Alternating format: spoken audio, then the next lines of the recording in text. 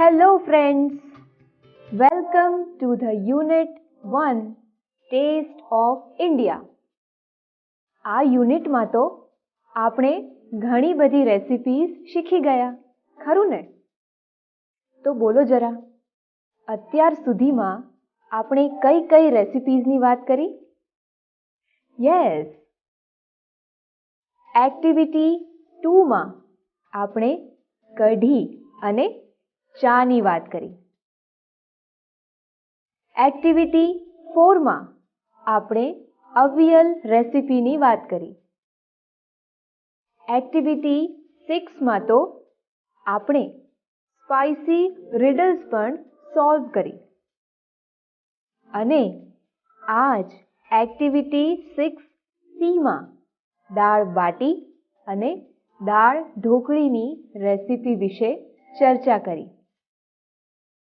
Activity 6Dમાં આપણે ખીચડીની recipe અંગ્રેજીની નોટબુકમાં લખી. અને છેલ્લે એક્ટિવિટી 6Eમાં આપણે આપણી ભાવતી વાનગીઓ પણ જોઈ. વિદ્યાર્થી મિત્રો, મેં તમને એક હોમવર્ક આપ્યું હતું. તમને બધાને યાદ છે? આ હોમવર્કમાં તમારે તમારી ભાવતી વસ્તુની રેસિપી ગુજરાતીમાં લખવાની હતી. બધા લખી લાવ્યા છો ને? અરે વાહ, બધા જ લખી લાવ્યા છે ને? તો તમે સૌ તમારી નોટબુકમાં લખેલી રેસિપી એકબીજાને બતાવજો. આમ કરવાથી તમને વિવિધ પ્રકારની નવી નવી વાનગીઓની રેસિપી પણ જાણવા મળશે. આ તો થઈ વાનગીઓની વાત, બરાબર ને? તો હવે આગળ વાત કરીએ. તમારે કંઈક નવું શીખવું છે? હા, તો ચાલો આજે આપણે ઘણી બધી અવનવી પ્રવૃત્તિઓ જ શીખવાની છે. એક્ટિવિટી 7માં આપણે ઘરની નકામી વસ્તુઓમાંથી કઈ કઈ ઉપયોગી વસ્તુઓ બનાવી શકાય તે જોઈશું. અને તેના પરથી ઇંગ્લિશમાં સેન્ટેન્સીસ ફોર્મ કરતા પણ શીખીશું. એક્ટિવિટી 8Aમાં ચકલી અને પોપટ વિશેના પેરેગ્રાફને આપણે વાંચતા શીખીશું. એક્ટિવિટી 8Bમાં તો આ ચકલી અને પોપટ વિશેના પેરેગ્રાફમાંથી એક્શન વર્ડ્સ શોધીને લખીશું. એક્ટિવિટી 8Cમાં પણ આપણે ચકલી અને પોપટ વિશેના પેરેગ્રાફમાંથી વાક્યોને અરેન્જ કરીને લખવાના છે. એક્ટિવિટી 9માં આપેલા આપણા મગજને કસતા પ્રશ્નોના જવાબ આપણે સમજી વિચારીને આપીશું. વિદ્યાર્થી મિત્રો, તમને મેં ગયા એપિસોડમાં એક હોમવર્ક આપ્યું હતું, જે તમને યાદ જ છે. એક્ટિવિટી 10Aમાં આપેલા ચિત્રમાં આપણે રંગ પૂરવાના હતા. તમે તે ચિત્રમાં સુંદર રંગો પૂર્યા કે નહીં? ખૂબ સરસ.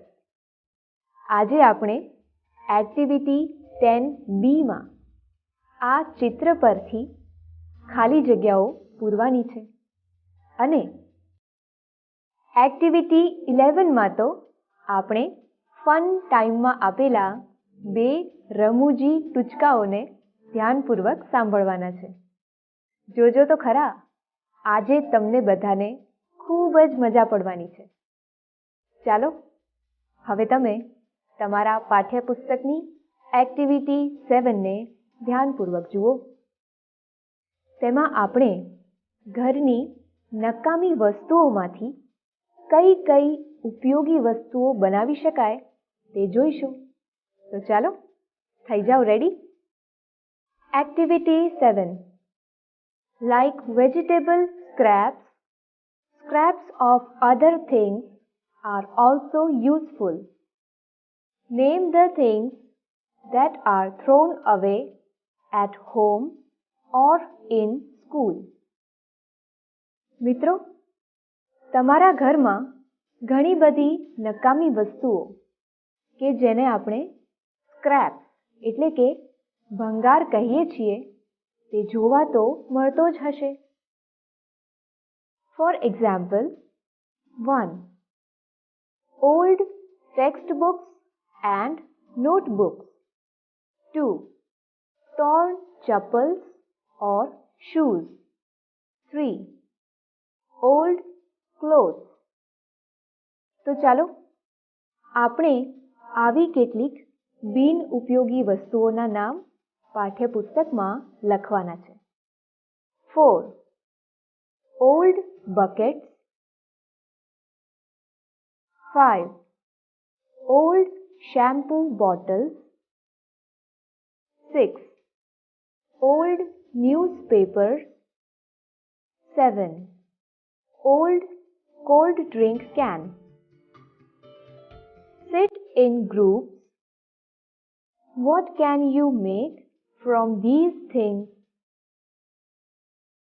Discuss. Put your ideas on the board. તમે આવી બધી નકામી વસ્તુઓના નામ તમારી ટેક્સ્ટ બુકમાં લખ્યા ને? Very good. તો ચાલો હવે તમારે આ નકામી વસ્તુઓમાંથી કઈ કઈ વસ્તુઓ બનાવી શકાય તેની વાક્ય રચના બનાવીને તમારી ઇંગ્લિશની નોટબુકમાં જ લખવાની છે. શું થયું? આટલી બધી નકામી વસ્તુઓને ઉપયોગી કેવી રીતે બનાવાય તે નથી ખબર? Okay, don't worry. I will definitely help you. તો ચાલો ધ્યાનપૂર્વક સમજીને લખો. 1. We can use old textbooks and notebooks to make paper bags for grocery. 2. We can use torn chappals or shoes to make shoes planter. 3. We can use old clothes to make curtains, pillow covers, etc. 4. We can use old buckets to keep flower pots. 5. We can decorate old shampoo bottles and use them as flower vases. 6. We can use old newspapers to make paper basket. 7. We can use old cold drink can to make a power boat. બધા વાક્યો તમે સરસ હેન્ડરાઇટિંગમાં તમારી નોટબુકમાં લખ્યા ને? Good. જોયું, તમે તો ઘણું બધું શીખી ગયા. હવે તો તમે બિન ઉપયોગી વસ્તુઓને ઉપયોગી બનાવતા પણ શીખી ગયા છો, ખરું ને? તો આ બધી જ વસ્તુઓમાંથી કોઈ એક વસ્તુ તો તમે બનાવશો ને? શા માટે નહીં? અને આ માટે તમને તમારા ટીચર અને તમારા પેરેન્ટ્સ ચોક્કસ મદદ કરશે. ચાલો હવે હું તમને એક નાનકડી વાર્તા કહું છું. ધ્યાનથી સાંભળજો હો. એક હતી ચકલી અને એક હતો પોપટ. આ બંને ખૂબ જ સારા મિત્રો હતા. રોજ તેઓ એકબીજા સાથે વાતો કરતા હતા. પણ હા, પોપટ પારુલના ઘરે પાંજરામાં રહેતો હતો અને ચકલી પારુલના ઘરની પાસેના એક ઝાડ ઉપર માળો બાંધીને રહેતી હતી. ચકલી પોતાનું પેટ ભરવા ખૂબ જ મહેનત કરતી હતી. એક દિવસ પોપટે ચકલીને કહ્યું કે હે ચકલી, મારા પાંજરામાં રહેવા આવી જા. મને તો કંઈ પણ મહેનત કર્યા વિના જ જમવાનું મળી રહે છે. ચાલ, આપણે બંને આનંદથી આ પાંજરામાં રહીશું. પણ ચકલીએ તેને કહ્યું કે ના, હું પાંજરાની બહાર વધારે ખુશ છું. ચકલીની વાત સાંભળીને પોપટને પણ પાંજરાની બહાર આવવાની ઈચ્છા થઈ. ચકલી તો પોપટની મિત્ર હતી ને. ચકલીએ તો તરત જ પોપટને પાંજરું ખોલવામાં મદદ કરી. પછી આ બંને મિત્રો એક સાથે ખુલ્લા આકાશમાં ઉડી ગયા. આ તો કેટલી સરસ વાર્તા છે. વિદ્યાર્થી મિત્રો, આપણે એક્ટિવિટી 8A માંના પેરેગ્રાફમાં આ જ સ્ટોરીને ઇંગ્લિશમાં વાંચતા શીખવાની છે. તો ચાલો આપણે એક્ટિવિટી 8માં આપેલો પેરેગ્રાફ ધ્યાનપૂર્વક વાંચીએ. Activity 8. A. Read the paragraph. A sparrow and a parrot were good friends. Every day they talked with each other. But the parrot lived in a cage in Parul's house. The sparrow lived in a tree. Parul gave the parrot good food. The sparrow worked for food. Once the parrot invited the sparrow to come into his cage and share his happiness. The sparrow said no. She was very happy outside the cage. The parrot also wanted to come out of the cage. So, the sparrow helped him to open the cage. Both the friends flew away in the open sky. તમને activity 8A માં આપેલો paragraph વાંચતા તો આવડી ગયો ને? તો ચાલો હવે એક્ટિવિટી 8B જોઈએ. તેમાં તમારે આ જ પેરેગ્રાફમાં આપેલી સ્ટોરીમાંથી એક્ઝામ્પલ પ્રમાણે એક્શન વર્ડ્સ શોધીને તેના ભૂતકાળના એટલે કે પાસ્ટ ટેન્સના રૂપો અને વર્તમાન કાળના એટલે પ્રેઝન્ટ ટેન્સના રૂપો વિચારીને તમારી ટેક્સ્ટ બુકમાં જ લખવાના છે. તો ચાલો આપણે તે એક્શન વર્ડ્સને સમજીને લખીએ. Activity 8B. Follow the example and write action words from the story. Talk, talked. Liked, like. Lived, lived. Worked, work. Gave, give. Invite, invited.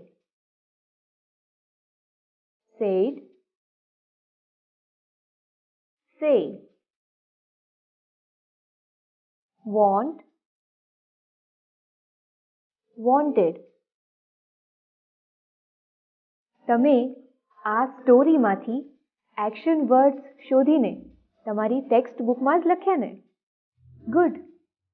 તો હવે આપણે એક્ટિવિટી 8A આપેલા પેરેગ્રાફની સ્ટોરીના આધારે જ એક્ટિવિટી 8C આપેલા સેન્ટેન્સીસને અરેન્જ કરીને લખીએ. તો ચાલો જુઓ આ activity. Activity 8C. Arrange following sentences in the order of the story. The sparrow and the parrot were good friends. આ વાક્યની સામે 1 લખો. The parrot lived in a cage and the sparrow lived in a tree. આ વાક્યની સામે 2 લખો. The parrot invited the sparrow to the cage. આ વાક્યની સામે આવશે 3. ચાલો હવે 4th સેન્ટેન્સ શોધીએ. શું ચકલી પોપટ પાસે પાંજરામાં ગઈ હતી? ના, પણ હા, પોપટને તો ચકલીને જોઈને પાંજરાની બહાર આવવાની ઈચ્છા થઈ હતી. ખરું ને?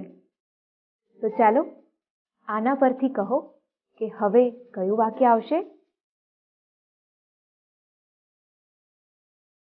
The sparrow helped the parrot to come out of the cage. આ વાક્ય થશે નંબર 4. અને હવે છેલ્લું sentence. The sparrow and the parrot flew away in the sky. આ વાક્યની સામે 5 લખો. બધાએ આ સ્ટોરીના સેન્ટેન્સીસ સરસ રીતે અરેન્જ કરીને લખી લીધા ને? Very good. ચાલો હવે આપણે આગળની એક્ટિવિટી 9 આપેલા પ્રશ્નોના જવાબ સમજી વિચારીને લખીએ. Activity 9. Answer the questions. 1. You need 2 clips to hang 1 hanky. You need 3 clips to hang 2 hankies. You need 4 clips to hang 3 hankies. How many clips do you need to hang 10 hankies? તો ચાલો હવે વિચારીને કહો કે 10 રૂમાલને સૂકવવા માટે આપણે કેટલી ક્લિપ્સની જરૂર પડશે? યસ. તો જવાબમાં લખો. Answer 11 clips. 2. You want to divide a page into 10 identical columns. How many lines will you draw? એક પેપર 10 સરખા ભાગમાં વાળીએ તો તે પેપર ઉપર કેટલી લાઇન્સ ડ્રો કરી શકાય? યસ. તો અહીં જવાબમાં લખો. Answer 9 lines. 3. You want 16 folds in a paper. How many times will you fold it? બોલો ચાલો.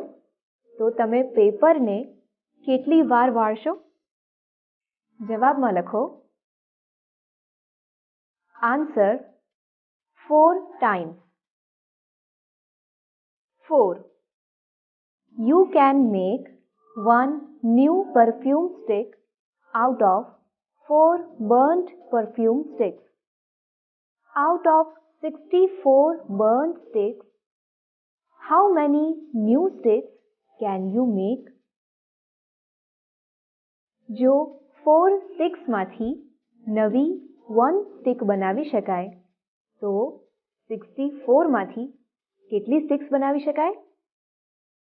અરે વાહ, તમને તો આવડી ગયું. તો લખો આન્સર 16 સ્ટિક્સ.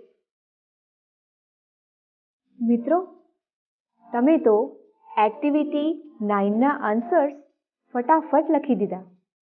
તો ચાલો હવે એક્ટિવિટી 10A માં આપેલું ચિત્ર ધ્યાનપૂર્વક જુઓ. Activity 10A, colour the picture. આ ચિત્રમાં તમે બધા કલર પૂરીને લાવ્યા છો ને? ખૂબ સરસ. તો ચાલો હવે આ ચિત્રના આધારે જ આપણે એક્ટિવિટી 10B માં આપેલી ખાલી જગ્યાઓમાં જવાબો લખીએ. તમે પણ જવાબ લખતી વખતે આ ચિત્રને ધ્યાનપૂર્વક જોતા જજો. તો ચાલો આપણે આ એક્ટિવિટી જોઈએ. Activity 10B, fill in the blanks using appropriate prepositions as per the picture. 1. The table is near the window. 2. There are 6 pictures on the wall. 3. There are 2 pillows on the cot. 4. The ball is under the table. 5. There is not a wash basin in the picture.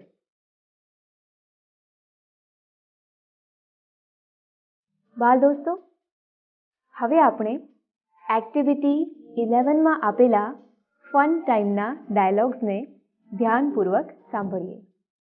Activity 11. Listen to the following dialogues. Fun time. Patient says, Doctor, I have a great problem. I never feel hungry after eating and don't feel tired after sleeping. Doctor says, well, I have just the right medicine for you. Take 2 of these tablets every night after sleeping and 2 every morning before waking up. There were 3 friends. They requested God.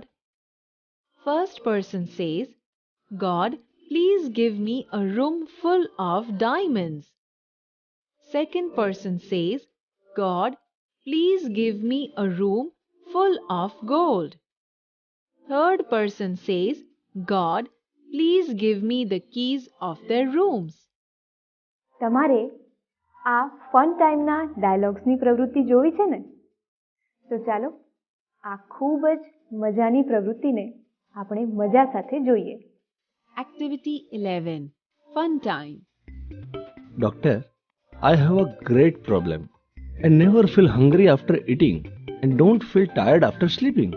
Well, I have just the right medicine for you. Take 2 of these tablets every night after sleeping and 2 every morning before waking up. There were 3 friends. They requested God. God, please give me a room full of diamonds. God, please give me a room full of gold. God, please give me the keys of their rooms. મજા પડી ને મિત્રો? તો ચાલો હવે આપણે યાદ કરી લઈએ કે આજના એપિસોડમાં આપણે કઈ કઈ એક્ટિવિટીઝ શીખ્યા. સૌપ્રથમ એક્ટિવિટી 7માં આપણે જૂની નકામી વસ્તુઓમાંથી નવી ઉપયોગી વસ્તુઓ બનાવવાની માહિતી મેળવી. એક્ટિવિટી 8A ચકલી અને પોપટનો પેરેગ્રાફ વાંચતા શીખ્યા. એક્ટિવિટી 8B માં તો ચકલી અને પોપટ વિશેના પેરેગ્રાફમાંથી એક્શન વર્ડ્સ શોધીને લખ્યા. ત્યારબાદ એક્ટિવિટી 8C માં પણ આપણે ચકલી અને પોપટ વિશેના પેરેગ્રાફમાંથી વાક્યોને અરેન્જ કરીને લખ્યા. એક્ટિવિટી 9 માં આપણા મગજને કસતા પ્રશ્નોના જવાબ પણ આપણે સમજી વિચારીને લખ્યા. એક્ટિવિટી 10A માં આપેલા ચિત્ર પરથી આપણે એક્ટિવિટી 10B માં આપેલી ખાલી જગ્યાઓ પણ પૂરી હતી. અને છેલ્લે એક્ટિવિટી 11 માં તો આપણે ફન ટાઈમમાં આપેલા 2 ફની જોક્સને ખૂબ જ મજાથી હસતા હસતા સાંભળ્યા હતા. ખરું ને? સ્ટુડન્ટ્સ, આવી જ મજા આપણે આવતા એપિસોડના યુનિટમાં પણ કરવાની છે. આવતા એપિસોડથી આપણે નવું યુનિટ શીખીશું. યુનિટ 2 અ શિપ કેન વોકનો અભ્યાસ નેક્સ્ટ એપિસોડથી કરીશું. તેમાં પણ ખૂબ મજાની 10 એક્ટિવિટીઝ છે. આ એક્ટિવિટીઝ પણ આપણે આવા જ સરસ મનોરંજન સાથે શીખીશું. તો ચાલો આજે હું તમારા સૌની રજા લઉં. Good bye all of you.